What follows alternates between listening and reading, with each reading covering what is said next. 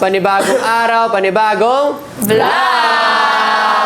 Yan, tama kayo dyan. Siyempre, may bago kaming hinandang challenge para sa inyo.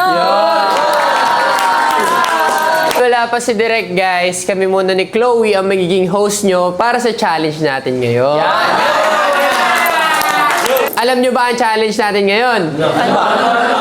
Ang challenge lang naman natin ngayon ay walang iba kundi ang Debate Challenge! At syempre guys, ito ang mechanics. Magbibigay lamang ng katanungan ang mga girls na pagdedebatehan ng OG versus Candy Boy. Ay, syempre, kung sino ang pinakamagaling, ang siyang mananalo. So, ready na ba kayo? Ayan. At dahil ready na kayo, syempre, uunahin na natin walang iba kundi ang Hayla na si Hailey, Ella, kasama si Kenneth. Guys, kasama ko na si Hailey at si Kenneth. Ngayon, ready na ba kayo para sa isang debate? Ready na! Ready na! Okay guys, ito ang tanong para sa inyong dalawa na kailangan nyong pagdebatehan. Bakit kailangan mo manatili o piliin kita bilang ka-love team ko? Hailey, unahan mo na. Ella, unang-una sa lahat, nauna ako dumating kaysa sa kanya. Mauna pala eh. May napatunayan na rin ako sa iyo eh. Saka, sa isang taon na pagsasama natin, Ella, hindi lang kita minahal bilang ka-love team ko. Uy. Pinanindigan ko rin sa iyo yung ibig sabihin nun. Ito pa, yung pagkakamaling nagawa ko nun, Ella. Gusto ko lang sana iklaro na nagsisi na ako doon at hindi ko nagagawin ulit sa iyo. Kaya kung pipili ka sa amin dalawa, Ella, mabuting ako na lang. Yung may napatunayan na, hindi yung isa dyan, nasa una lang magaling. Ano? Sa una ka lang pala magaling. Nun, Kenneth, sa una ka lang daw pala magaling eh. Alam mo, Hailey, pero sa totoo lang, Hailey, hindi man talaga yung nasusukat kung gaano kayo katagal ng connection. Paano mo siya piliin araw-araw? Kasi may mga nauna, pero mabilis naman umalis. May mga nahuli na nanatili. Oh, Hailey, anong rebat mo doon? Mabilis ka palang umalis eh. Ano sinasabi mabilis umalis? Kung mabilis ako umalis, ba't pa rin ako nandito?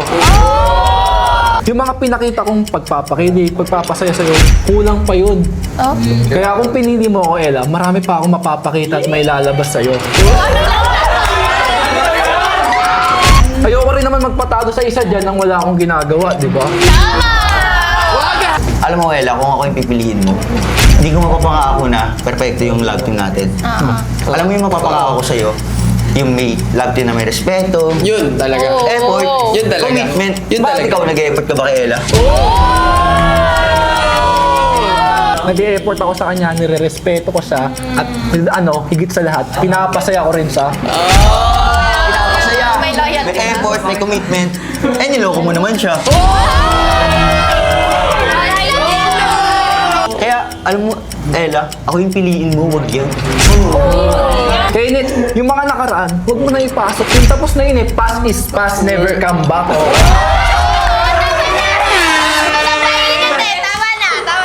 Grabe naman yun! Gaya nga na sabi ni Hailey, past is past, never come back! Grabe ang debate ng dalawang to, no? Kung mapapansin natin, talagang hindi sila nagpapatalo. At dahil dyan, guys, hindi na natin papatagalin to. Ang susunod nating isasalang ay hindi linggo, kundi Lunes! Si Luis, Ernest, at kasama si John Ashley! Okay guys, ngayon kasama ko na si John Ashley at si Ernest para sa debating ito. Sino kaya ang mananalo? Yun, sino kaya? Sino? At dahil dyan, umpisahan na natin. Ito ang pagdedebatihan nyo. Bakit kinakailangan mo manatili o piliin kita bilang ka-love team ko? Ayan! Yan! Bakit? Sige Ernest, umpisahan mo. AJ, sabihin mo. Umpisahan ko. Luis, alam mo, sa'yo na mismo nanggaling yan eh. Na-loyal ako. Hindi ka nag-overthink. Di ba natandaan mo na nag-describe your partner tayo? Sa bibig mo mismo nanggaling dahil kaya kong maging loyal at kaya kong manatili. Di ba? Pero nag-break na kasi tayo nun eh. So yung version mong yon nung dati pa. Ayan na! Bakit ba nang babara? Akala ko nagtatanong ka lang. Masyado ka Nang-bias to! Bias! Wait lang. Bakit pinag-uusapan mo lagi yung past mo? Eh di ba sa present na tayo?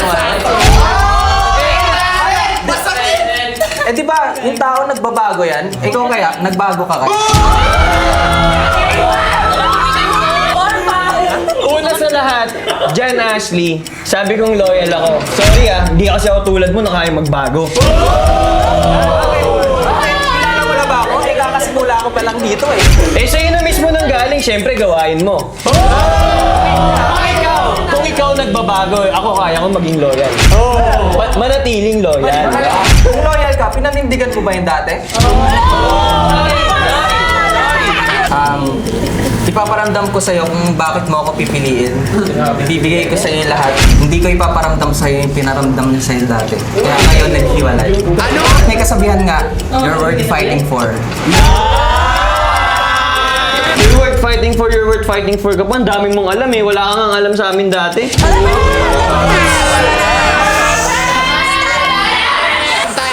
Time. Grabe, sobrang init! Grabe, Kumbaga, yung isa, binabalik niya kung gaano siya dati, yung nakaraan nila.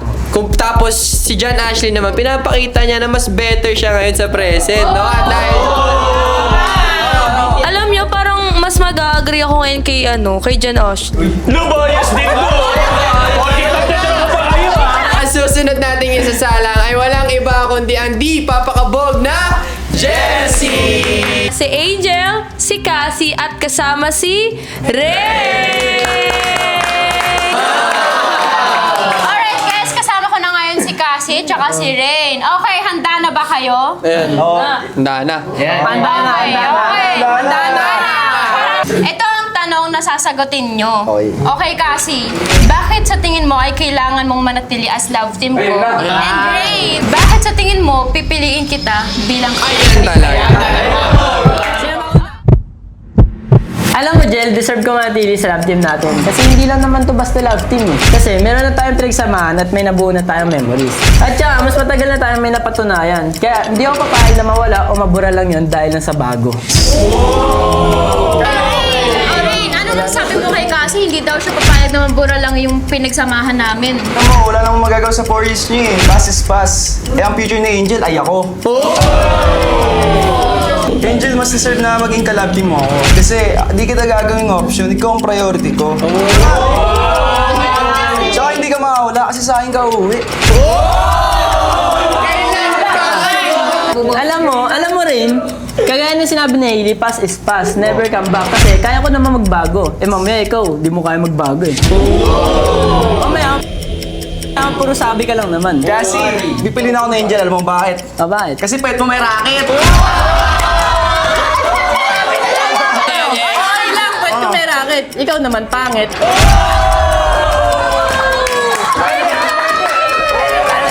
Kasi alam ko, Asi, sa 4 na taon na yon, sa 1 taon na yon, may isang tao doon. Alam mo rin, hindi naman nagwagi yun Tsaka yung pumasok sa 1 taon namin, kay Angel pa rin bagsak to Kasi, Okay. Dito na nagtatapos ang debate ni Cassie at saka ni Rain. Sino kaya yung tao na yun, no? Ikaw, baka kilala mo? Ay, hindi mo nakilala. Pero grabe yung sagutan ng dalawa no? Talaga. Kasi syempre, may 4 na taon sila kaya ayaw niya magpatalo. At syempre si Rain, gustong-gusto niya na maging ka-love team si Angel. So nakikita talaga natin na talaga pinaglalaban nila isa't isa.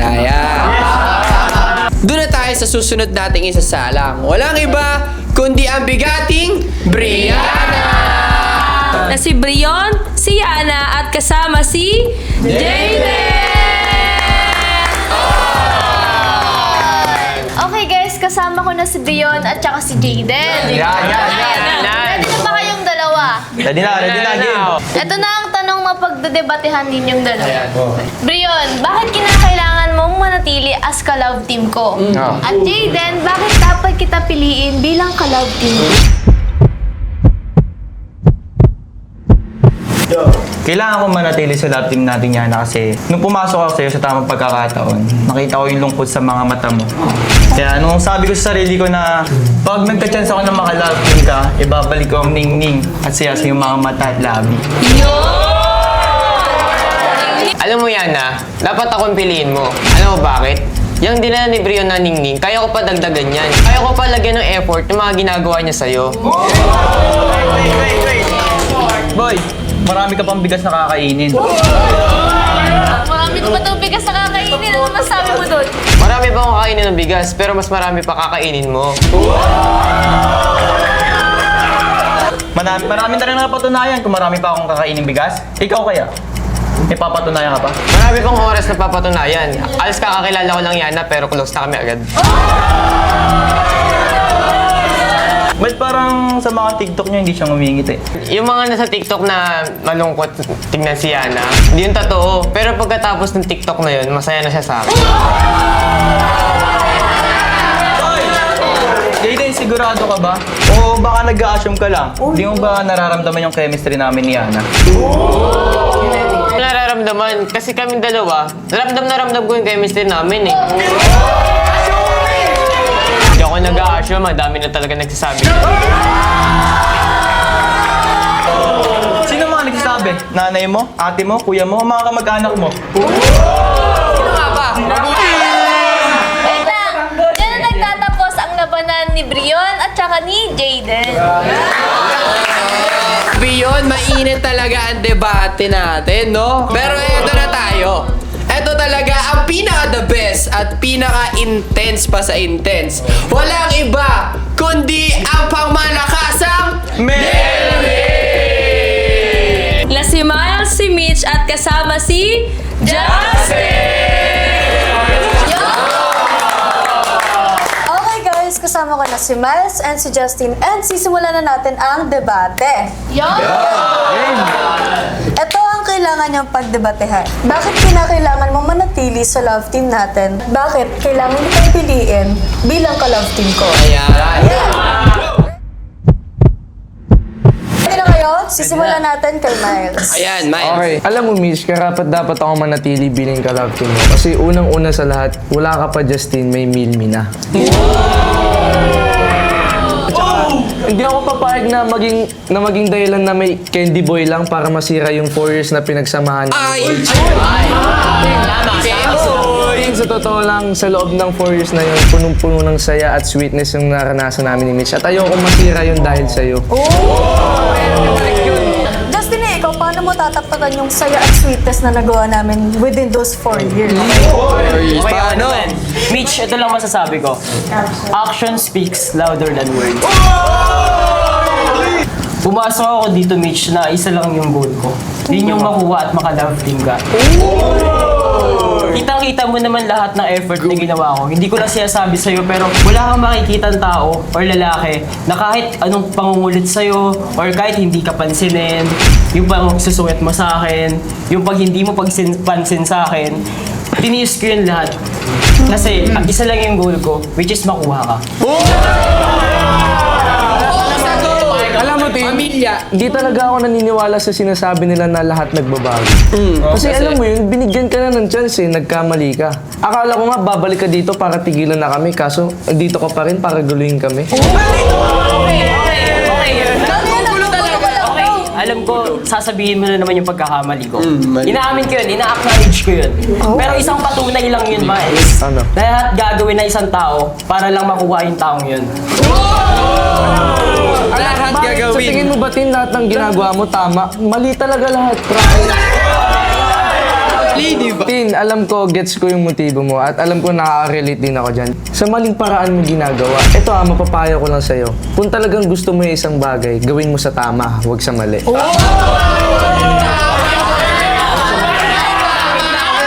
Alam mo yun yung mga problema sa inyo eh. Tinitignan nyo yung isang pagkakamali ng tao, hindi nyo tinitignan lahat ng kabutihang ginawa. Tama. Ito, tanong ko sa'yo, Tin, anong kabutihan ginawa mo? Hindi ba kabutihan yung ginawa kong effort kay Mitch? Makinig ka, mali yun, kasi meron ng kami, ba't ka pa sasali? Oo, Tin, official love team talaga kami ng Rancab matagal na. Love team lang yun. Hindi ka pa ba nagsasawa? 4 years na kayo. Wait lang. Bakit? Kapag ba 4 years, kailangan magsasawa na? Ito tinama sasabi ko sa'yo, kung talagang mahal mo ang tao, hindi ka magsasawa.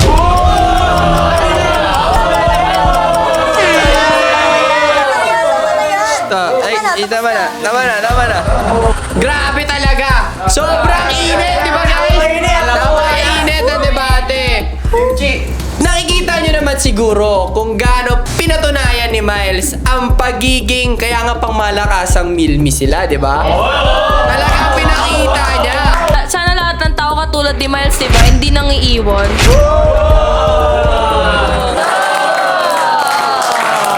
Grabe naman yung debate ng OG Boys at Candy Boys, no? Grabe yun, grabe. Kaya nga, JM sana kaya mo rin ako ipagtanggol ng ganun. Wait lang, yung hindi mo ako basta-basta iniiwan sa'yo. Oh, Chloe, kaya naman kita ipaglaban. Wala namang problema yun eh. Ang kaso, ikaw mismo, sarili mo, alam mong hindi mo ako kaya ipaglaban. Teka, Chloe, matanong lang kita. Ano bang pinanggagalingan ng galit mo sa akin? Bakit galit na galit ka sa akin? Gusto mo ba talaga malaman? Naalala mo ba nung last time na may dala kong bulaklak saka regalo para sa'yo? Ayun kasi yung that time na nakita ko yung post mo sa TikTok nung birthday mo. Which is yun, nag-guilty din ako and nalungkot ako gawa nga ng wala ako dun sa tabi mo. And exam ko kasi that time kinabukasan, so kailangan kong mag-review. So sabi ko, kailangan kong bumawi para sa'yo. Nung time na binibili ko yung regalo ko ngayon, as in pinag-iisipan ko yun kung magugustuhan mo ba, sana magustuhan mo. Then nung bibigay ko na sa'yo, bigla mong sinabi na hindi ka pa ready. Eh di, syempre ako, na-offend ako. Kasi ano bang akala mong sasabihin ko na magpo-propose ako sa'yo? Syempre babae pa din ako.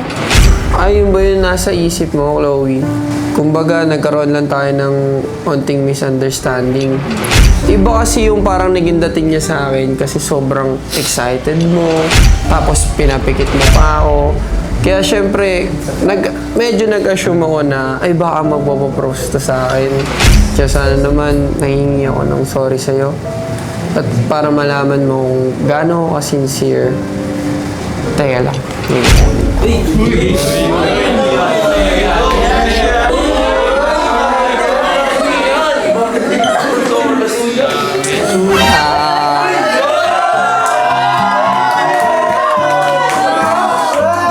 Chloe, gusto ko lang mahingi ng sorry sa nagawa ko. Grabe ko.